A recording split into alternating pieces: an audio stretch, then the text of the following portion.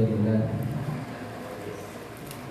nahmaduhu wa nasta'inuhu wa nastaghfiruh wa na'udzu billahi ta'ala min shururi anfusina wa min sayyiati a'malina.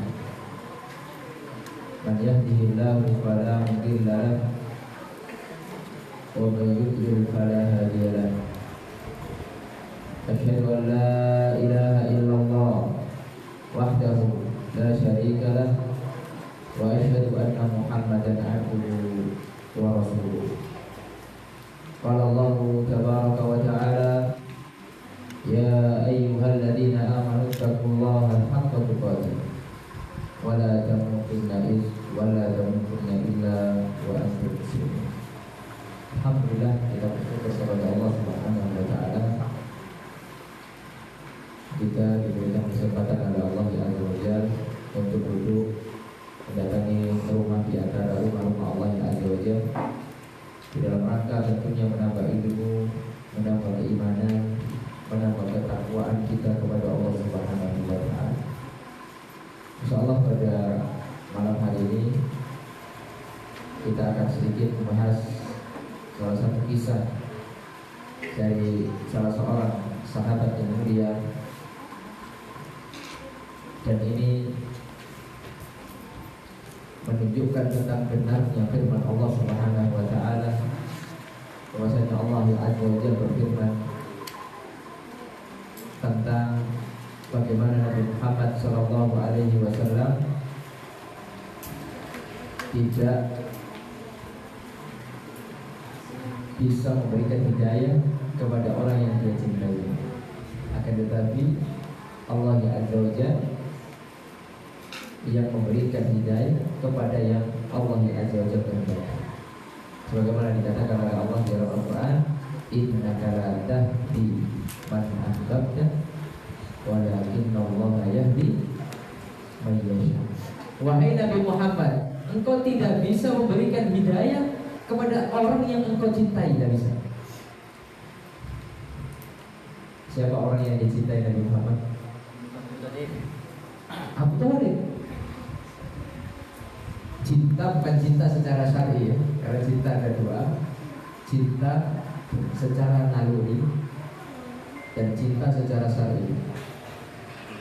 Cinta secara naluri tabiat itu boleh kepada siapa saja, bahkan kepada orang kafir boleh. Apalagi orang kafir tersebut misalnya orang tua kita, nah mungkin kita tidak cinta. Abu Thalib ini siapanya Nabi? Paman. Paman Nabi Muhammad justru. Otomatis secara naluri yang namanya paman. Boleh nggak kita suka sama paman kita? Dalam artian ya kita sayang sama paman kita. Kalau dia Abu Thalib itu adiknya bapak Nabi Muhammad SAW, adik ayahnya Nabi Muhammad SAW. Jadi wajar ketika Nabi Muhammad SAW sayang kepada Abu Thalib. Belum lagi Abu Thalib membela dakwah, bukan yang melorong dakwah, bukan. Kan ada orang itu yang memusuhi dakwah, betul-betul memusuhi. Kajian di blokade misalnya, ya dibubarkan, itu memusuhi itu. Membuat makar-makar, itu memusuhi. Tapi ada orang yang mungkin belum dapat hidayah, tapi dia tak memusuhi. Dia mau kajian ya silakan. Bahkan dibela, walaupun dia mungkin belum masuk Islam gitu. Bahkan dibela, bahkan dilindungi gitu. Kalau ada orang-orang yang mau menyerang ya pasang badan. Nah itu Abu Thalib begitu. Oleh karenanya pantas ketika Nabi itu betul-betul menginginkan agar Abu Thalib itu bisa mendapatkan hidayah. Ya. Oleh karenanya betul-betul Nabi itu berharap dengan harapan yang sangat besar, bukan kaleng-kaleng, bukan hanya ya semoga maju Islam, tidak kayak gitu. Betul-betul diusahakan sama Nabi Muhammad SAW. Ya, oleh karenanya di kisah sakaratul mautnya Abu Thalib itu, Nabi berdiri di sampingnya. Ya, Nabi berdiri di sampingnya. Lalu beliau mengatakan begini kepada pamannya. Sakaratul maut itu, beliau mengatakan, ya ammi, la ilaha illallah, wahai pamanku, ya, katakanlah la ilaha illallah, bersyahadatlah, akuilah bahwasanya tidak ada ilah yang berhak diibadahi melainkan hanya Allah. Masuk Islamnya gitu. Masuk Islam saja, amin, pamanku. Ya. Apa kata Nabi? Ketika beliau menuntut pamannya itu, kalimatan, kata Nabi, ketika engkau mengucapkan la ilaha illallah, itu ada sebuah kalimat, uhajjulaka biha indallah, yang akan aku bela engkau nantinya ketika engkau meninggal dunia. Setelah mengucapkan ini, aku bela engkau di hadapan Allah. Jadi bisa aku membela engkau, wahai pamanku, setelah engkau bersyahadat mati. Kan otomatis setelah bersyahadat mati tidak bisa beramal lagi, tidak sempat sholat, tidak sempat beramal soleh, udah mati. Tapi ketika kamu sudah yakin betul-betul mengucapkan itu, aku akan bela di hadapan Allah Subhanahu wa taala. Akan tetapi ya teman-temannya tidak terima. Abu Jahal dan kawan-kawan itu tidak terima. Apa yang dikatakan oleh Abu Jahal dan kawan-kawan? Ya Abu Talib, wahai Abu Talib, targhabu an millati Abdul Muttalib, apakah engkau akan meninggalkan agama nenek moyang kita, Abdul Muttalib? Ya, akhirnya beliau tidak mengucapkan la ilaha illallah, tapi beliau mengucapkan ala millati Abdul Muttalib, ala millati Abdul Muttalib. Aku berada pada agama Abdul Muttalib, agama sedih dari rumah. Akhirnya matilah Abu Talib. Oleh karenanya ketika Abu Quhafa, ya, Abu Quhafa, siapa Abu Quhafa? Abu Quhafa siapa? Siapa yang tahu Abu Quhafa? Ayahnya Abu Bakar As-Siddiq radhiyallahu taala anhu. Siapa yang tahu nama asli Abu Quhafa? Dapat hadiah, ya. Sedapatnya ya. Tapi ya bisa jawab. 100.000. Ayo santri, sudah pernah baca belum sejarah? Siapa nama asli Abu Quhafa? Harus lengkap.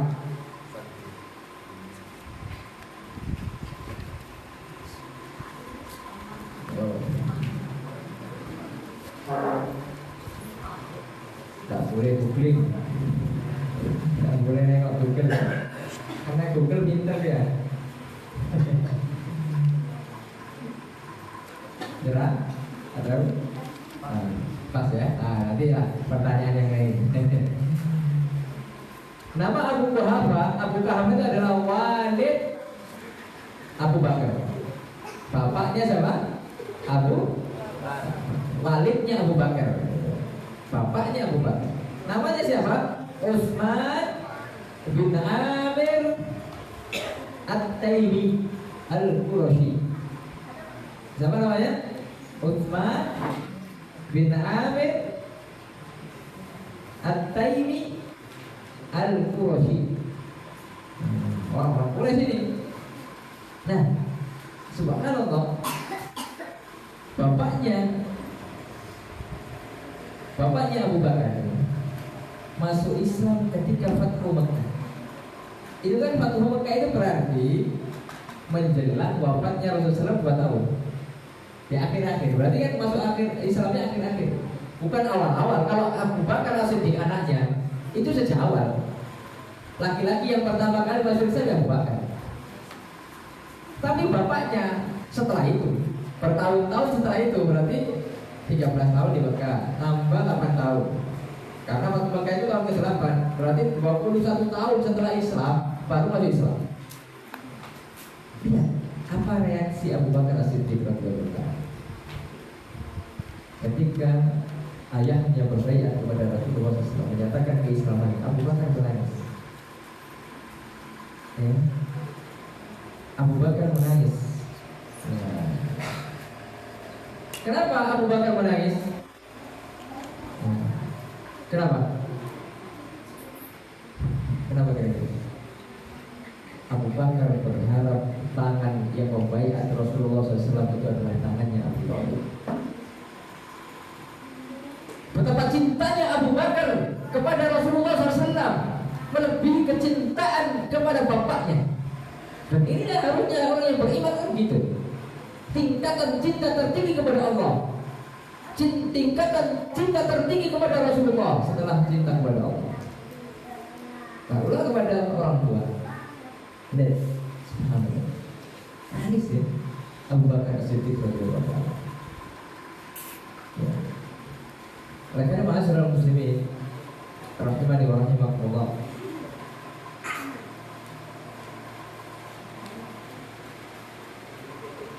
nah, sebagaimana sudah kita sebutkan, ini benar ayat Allah yang azza wa jalla bahwasanya Allah memberikan hidayah kepada yang Dia kehendaki. Orang terdekat, orang yang dicintai tidak diberikan hidayah oleh Allah. Berarti hidayah bukan otoritas Nabi Muhammad. Sedangkan sahabat yang akan kita ceritakan orang jauh, orang Persia sana, Persia. Sekarang Persia itu di Iran sana. Jarak antara Iran dengan Madinah, itu jauh.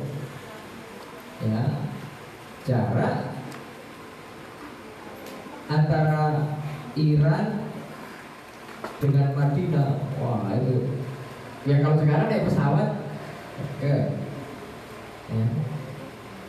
Tapi kalau sekarang ya dulu gitu ya jauh. Karena dulu kan transportasinya paling cepat apa? Naik kuda, cepat tuh. Tapi jarang orang transportasi naik kuda karena nggak bisa memuat bekal yang banyak. Biasanya naik onta. Kalau perjalanan jauh kan biar bisa membawa bekal makanan segala macam dengan kurun waktu yang lama bertahan. Ya. Sahabat yang mulia tersebut adalah Salman Al-Farisi radhiyallahu taala anhu wa radha. Ya, yang akan insyaallah kita kisahkan kisahnya bagaimana beliau mendapatkan hidayah dari Allah Subhanahu wa taala. Dan ini semoga bisa menjadi ibrah bagi kita bagaimana perjuangan mendapatkan hidayah itu bukan santai-santai duduk-duduk dapat hidayah. Enggak.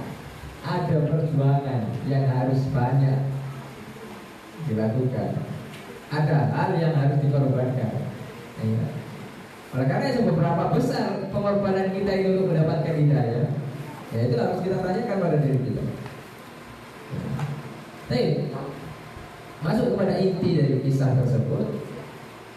Dan ini yang menceritakan kisahnya adalah Salman Al-Farisi sendiri. Ya. Dan beliau menceritakan hal ini kepada sahabat yang mulia Abdullah ibn Abbas radhiyallahu taala. Dan Ibn Abbas menceritakannya kembali kepada kita. Salman Al-Farisi mengatakan, beliau memperkenalkan dirinya. Aku adalah seorang dari bangsa Persia. Ya, artinya kan bukan orang Arab, bukan orang Arab, yang berasal dari Isfahan. Ya, Isfahan itu sebuah daerah di barat daya Iran. Kalau sekarang ya, Isfahan itu di suatu daerah barat daya Iran, negara Iran. Dari sebuah desa yang dikenal dengan nama Jayyun. Jadi desanya namanya apa? Jayyun. Nah, sedangkan ayahku adalah kepala desa, apa pimpinan di daerah tersebut. Ayahnya pemimpin. Ya, kalau mungkin zaman sekarang ya Pak Kades atau Pak Camat mungkin ya. Nah, bagi ayahku, ya kata Salman, aku adalah makhluk yang paling dicintainya. Oh, saya betul. Bahkan ayahnya sangat berharap kepada Salman ini dikader betul untuk meneruskan perjuangan ayahnya. Ya, kalau bisa nanti menggantikan jadi kepala desa. Nah, saking cintanya kepada Salman, sampai-sampai ayahnya tersebut memberikan kepercayaan, yaitu apa? Untuk mengawasi Tuhan. Jadi mereka ini beragama Majusi, jadi menyembah siapa? Api. Nah, jadi salah satu hal yang ditugaskan oleh ayahnya itu mengawasi Tuhannya, mengawasi apa? Api. Ya, yang dia nyalakan. Jadi Tuhannya dia nyalakan, dia juga bisa mematikan. Agak ada sedikit. Karena ayahnya tidak mau Tuhannya itu mati, jadi harus dijaga terus 24 jam. Ya. Lalu kemudian pada suatu ketika ayahnya itu ya namanya biasa kepala desa atau ya orang-orang kepala lah, itu pasti ya punya tanah, ada aja tanahnya. Ya. Dia memiliki tanah dan subur lah, luas. Nah, suatu hari ketika dia sibuk dengan pekerjaannya, nah ayahnya itu menyuruh untuk Salman Al-Farisi agar pergi ke sana untuk ngecek, ya, untuk ngecek lokasi tanah ya yang sudah ditanami lah, ya dilihat kondisinya. Ya. Lalu sebelum sampai ke lokasi tanah yang punya bapaknya itu, di dalam perjalanan Salman ini anak rumahan, tidak pernah jalan-jalan. Hampir mungkin tidak pernah keluar. Nah, inilah sekalinya dikasih keluar untuk tugas itu, ya, tugas ngecek lokasi tanah itu. Nah, di dalam perjalanan Salman Al-Farisi melewati sebuah gereja. Nah, akhirnya Salman Al-Farisi ini, masya Allah, punya fitrah yang lurus. Akhirnya didengarkan. Merasa aneh Salman Al-Farisi ini, tapi didengarkan aja. Ya, didengarkan orang-orang sholat. Jadi ini agama Nasrani yang lurus ini, sholat ya. Ya, sholat. Nah, saya tidak mengetahui, kata Salman, bagaimana orang-orang di luar hidup. Ya, beliau menceritakan sendiri. Aku nggak tahu kehidupan luar itu bagaimana. Karena ayahnya itu selalu membatasi pergerakan Salman ini, saking sayangnya nggak boleh keluar. Ya. Nah, maka ketika beliau melewati orang-orang yang ada di gereja itu dan mendengar suara mereka, ya, dan beliau masuk ke dalam, akhirnya penasaran. Jadi diawali dengan rasa penasaran. Akhirnya Salman Al-Farisi melihat peribadatan orang-orang Nasrani itu. Nah, ketika Salman Al-Farisi melihat peribadatan orang-orang Nasrani itu, beliau tertarik. Subhanallah. Beliau tertarik, loh, kok ini lebih mantap gitu. Dia sholat, ada gerakannya. Ya. Dan akhirnya dia nyelentuk. Sungguh agama ini lebih baik daripada agama kami. Karena agama Majusi itu jaga api, ada sholat, ada apa gitu. Ya. Sampai akhirnya saking dia itu tertarik, sampai matahari terbenam, dia masih di dalam gereja, termenung dia melihat sesuatu yang baru di dalam hidupnya itu. Ya. Akhirnya dia nggak jadi. Nah, jadi kemana? Ke tanah ayahnya nggak jadi. Udah betul-betul kesal-kesal ya dengan agama itu. Tertarik betul. Subhanallah. Nah, akhirnya lihat. Jadi ini subhanallah ya, ini Salman ini orang yang cerdas. Jadi ketika kita melihat hal yang berbeda, jangan langsung apa? Menuduh, berkata-kata apa yang kita tidak punya ilmu. Ketika kita melihat sesuatu yang berbeda di luar, harusnya diteliti dulu. Sebelum kita komentar apapun, dilihat dulu, dicek dulu kebenarannya. Orang sekarang kan enggak, lihat yang berbeda, wah sesat itu. Jadi orang sudah, kita ini akhirnya antipati, nggak mau tabayun, nggak mau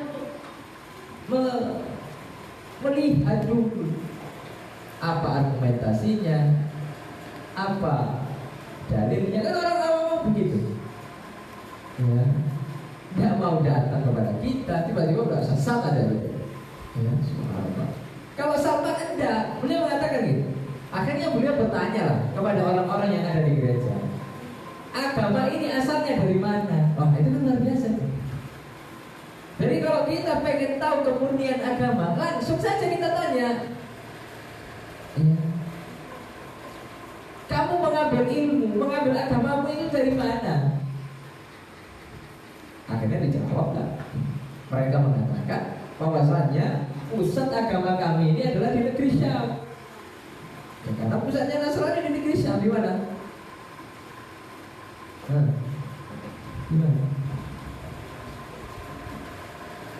Di Palestina, di Masjidil Aqsa. Jadi Masjidil Aqsa itu masjid semua agama dulu. Ya, makanya dimuliakan oleh banyak agama di Masjidil Aqsa itu. Ya. Di sebelah Masjidil Aqsa itu orang-orang Yahudi, orang-orang Nasrani datang ke sana. Ya. Saya pernah menyaksikan langsung, saya pernah ke sana. Ya. Datang mereka. Bukan hanya orang Islam aja. Itu pusat agama mereka. Nah, terus akhirnya karena ayahnya khawatir, ya namanya ayahnya khawatir, mengirim seorang apa istilahnya karyawannya lah, ya asistennya, cari itu Salman tuh, nggak pulang-pulang ya. Disuruh ke ladang, dia nggak ke ladang, entah kemana-mana dia, sampai jam segini nggak pulang-pulang. Ya namanya takutnya nyasar, Salman dia nggak tahu jalan, udah pernah keluar. Ya akhirnya pulang masalah. Ya, kalau jalan pulang tahu ya. Kemudian otomatis bapaknya bertanya, wahai anakku, kamu dari mana? Ya. Kemudian ayahnya mengatakan, bukankah aku memerintahkan engkau untuk pergi ke ladang? Ya. Maka ini kejujuran ya. Salman ini jujur dia. Dia ada bohong. Wahai ayahku, tapi baik-baik ngomongnya. Saya tadi melewati orang-orang yang sedang sholat di dalam gereja. Dan saya suka dengan agama mereka. Jadi jatuh cinta pada pandangan pertama, lalu suka dia, sesuai fitrah. Bahwasanya agama Majusi itu tidak sesuai fitrah dia. Ya, akhirnya kata Salman, ya akhirnya karena saya suka, saya ikuti mereka terus sampai malam, sampai matahari terbenam. Ya. Nah kalau kita kan tidak mungkin dulu kalau disuruh ayah kita ya kemana gitu, tapi nggak melaksanakan, pasti kita bohong, padahal kita main. Wah nanti kayak gitu kita tidak jujur. Tapi kalau Salman ini jujur, ya betul-betul orangnya jujur. Memang pikirannya baik, ya orang baik juga. Lalu kemudian ayahnya berkata, wahai anakku, tidak ada kebaikan pada agama itu. Ya fanatik. Ini fanatik ayahnya. Kemudian ini majusi yang fanatik. Ya, tidak ada keterbukaan sama sekali. Tidak ada kebaikan pada agama itu. Agamamu dan agama ayahmu dan agama nenek moyangmu jauh lebih baik. Ya, ini kan begitu. Ya, agama nenek moyang. Nah ini kan rata-rata ya. Sekarang kan dalilnya begitu. Oleh karena masyarakat muslimin rahimani wa rahmatullah, ini menunjukkan bahwasanya benarlah yang dikatakan oleh Allah ya Azza wa Jalla di dalam Al-Quran, Ya, surat Al-Fussilat ayat 26. Apa kata Allah di dalam Al-Quran? Ya. Wa qala alladziina kafaru, orang-orang kafir mengatakan, la tasma'u li hadzal Qur'an, jangan kamu mendengarkan Quran. Gitu kan. Jadi memang betul-betul dilarang. Jangan dengarkan Quran, nanti terpengaruh, nanti tertarik, nanti kena subhatnya Al-Quran. Ya. Wallahu bihi la'allakum taghlibun. Ya, jangan kamu dengarkan Al-Quran. Ya. Dan buatlah kegaduhan. Nah, ini kan memang makar orang-orang kafir kan gitu. Ya, agar kita apa? Jauh dari Al-Quran. Agar kita tidak tahu, tidak bisa jadi orang pintar ya. Kita dijauhkan dari sumber agama kita. Maka kemudian Salman Al-Farisi beliau mengatakan, la, wallahi, tidak, demi Allah, ini lebih baik daripada agama kita. Nah, Salman bersikokoh ya, sesuai dengan apa yang dia yakini. Padahal Salman akhirnya belum tahu apa-apa sebenarnya, tapi karena dia modal yakin aja. Modal apa? Itu tadi cinta pertama dah dalam satu pandangan itu. Tidak, wahai ayahku, itu bisa baca ayahnya. Tidak, agama itu, yaitu agama Nasrani, lebih baik daripada agama kita. Kemudian Salman mengatakan, maka ayahku mengancam. Biasa ya, biasa. Kalau orang berbeda haluan ini akan datang ancaman. Dan itu sudah sunnatullah. Ya, sudah sunnatullah. Ya, pasti ada ancaman, intimidasi, ya, kemudian ya banyak. Ya. Oleh karena para saudara muslimin rahimani wa rahimakumullah, dia mengancamku agar nanti kalau saya macam-macam, dia akan merantai kedua kakiku, jadi dirantai, biar nggak bisa kemana-mana. Dan dimasukkan di dalam penjara. Jadi di rumahnya ada penjara. Jadi biar apa? Tidak kemana-mana. Lalu kemudian Salman melanjutkan ceritanya. Akhirnya saya mengirimkan pesan kepada orang-orang Nasrani. Ya, jadi beliau mengirimkan pesan. Mungkin mau mengirimkan satu surat atau apa. Agar apa? Agar mereka itu nanti memberikan kabar akan kedatangan para pedagang Nasrani dari negeri Syam. Jadi orang-orang negeri Syam itu biasanya datang ke Iran untuk berdagang. Ya, untuk berdagang. Nah, akhirnya memang pada suatu masa yang akan datang, ya mungkin 11 kali mereka datang bawa dagangan dijual habis pulang gitu. Tapi mereka agama Nasrani karena dari Syam ya. Nah, akhirnya rombongan pedagang itu datang ke negeri Iran. Dan mereka mengabariku, ya karena Salman tadi sudah pesan, nanti kalau mereka datang kabarnya. Nah, maka dikatakan kepada orang-orang Nasrani tersebut untuk memberitahu kapan rombongan pedagang itu menyelesaikan urusannya dan kemudian bergerak pulang ke negeri Syam. Nah, kira-kira berapa hari mereka di Iran? Ya kan nggak mungkin sehari langsung pulang kan? Biasanya pedagang ya berhari-hari lah. Ya, mungkin seminggu baru tuh. Ya. Nah, akhirnya saya dikabari oleh mereka ketika orang-orang tersebut akan pulang, sudah selesai urusannya, sudah seminggu di Iran, sudah habis semua barang dagangannya, akhirnya balik kan. Ya, mereka siap-siap dulu. Oh ya, menyiapkan ini pembekalan. Ya, pembekalan untuk bicara. Maka kata Salman Al-Farisi, maka saya lepaskan rantai di kaki. Memang betul-betul dirantai. Saya lepaskan dan akhirnya saya ikut dengan rombongan mereka. Nah, ini betul-betul tekad yang sangat kuat ini. Jadi keluar dari zona nyaman. Ini Salman itu hidupnya sudah enak. Sudah orang kaya dia, mau apa aja bisa. Ya. Tapi hatinya gelisah, hatinya bergejolak, tidak tenang, karena agamanya tidak memberikan ketenangan hati. Ya, ketika dia melihat sesuatu yang berbeda, yang mungkin membuat hatinya tertarik, akhirnya dia betul-betul mengusahakan, mengupayakan, berangkat dia ke negeri sana.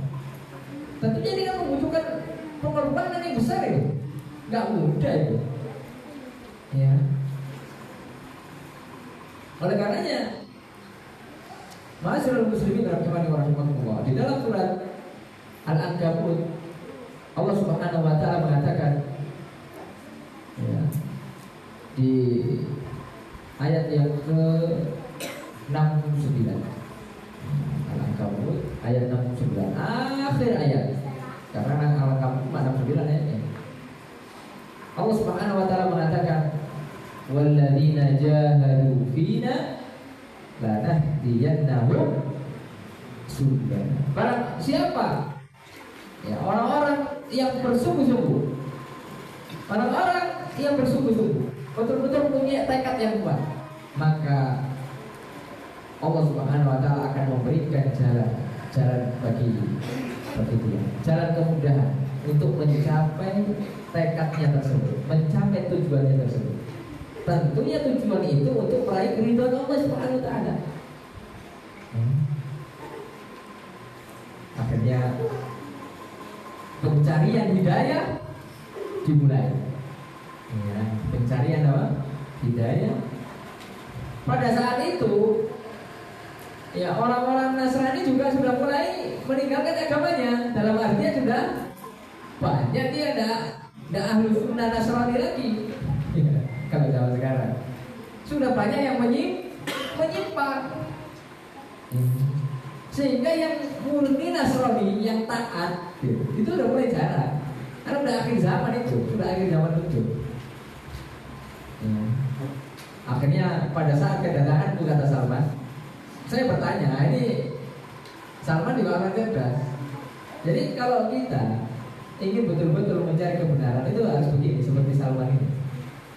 Ya, Salman mengatakan, siapakah orang yang paling alim di antara semua orang di agama Nasrani? Saya pengen belajar sama dia. Nah, gitu. Kita harus begitu. Siapa orang yang menjadi rujukan? Siapa orang yang alim yang bisa saya belajar berarti? Akhirnya mereka berkata, ini pendeta ini, dia ada di dalam gereja, pendeta fulan. Akhirnya dia datang kepada pendeta tersebut dan berkata, bahwasanya saya menyukai agama ini dan saya ingin menyertai mulai zaman. Ya, saya betul-betul ingin menyertaimu belajar dan berkhidmat. Nah, jadi untuk cari meraih ilmu, ya begini, membersamai gue, berkhidmat. Ini cara cepat mendapatkan ilmu. Abu Hurairah radhiyallahu taala anhu, beliau masuk Islam pada tahun ke-7. Tahun berapa?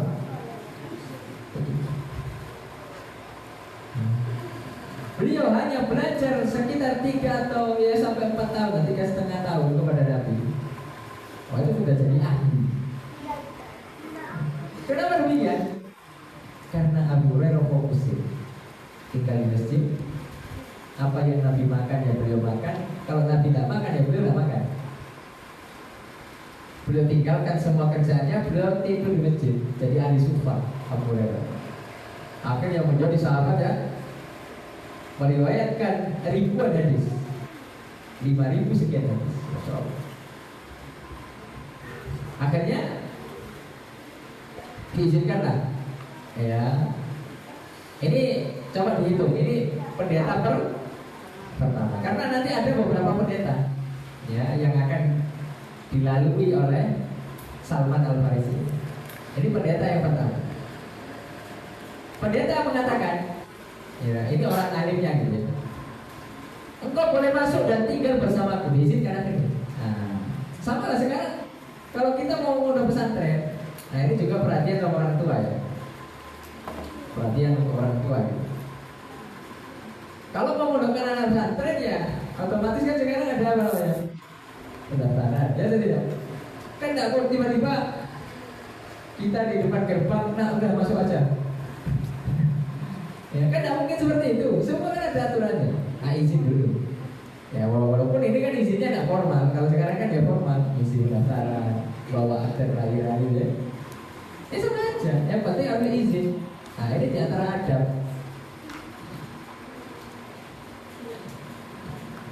Nah, lalu kemudian akhirnya beliau tinggal bersama pendeta. Nah, setelah beberapa waktu Salman menemukan hal-hal yang aneh. Ya, jadi memang kadang kalau kita selalu membersamai orang pasti kita akan tahu aib-aibnya gitu. Ya. Akhirnya Salman ini menemukan hal-hal yang aneh pada pendeta tersebut.